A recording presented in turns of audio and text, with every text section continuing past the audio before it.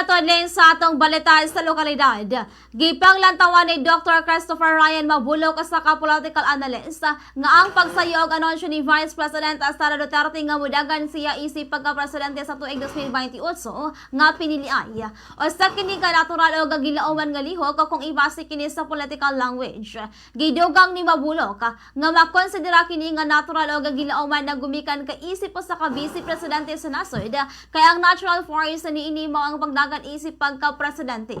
Mao kini ang ikabutyag ni Mabulok atol sa eksklusibong pakighinabi niini sa Bombo Radio Cebu News Team sa iyahang habig kabahin sa maong hisgutanan.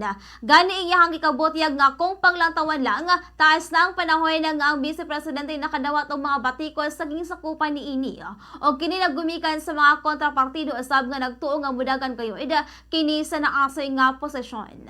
Natuang tanawon sa political language, kining desisyon sa tuwang Vice President nga mo deklara nga mudagan siya, mag-manifest na siya willing na mo serbisyo kung mudaog siya as Presidente sa 2028 is something na natural and expected. Gumikan kay as Vice President, ang natural course manggod na is mudagan ka pagka-Presidente. Ug kung umuang tanawon, padugay na panahon duno sa pagbatiko sa tuwang Vice Presidente, gumikan usab kay mga ubang kontrapartidos niya gina-expect pod na mudagan siya o primarily murag i-formalize lang niya ang iyang intent na mudagan pagka-presidente sa maabot nga 2028. Ang pamahayag ni Dr. Christopher Ryan Mabulok, ang political analyst.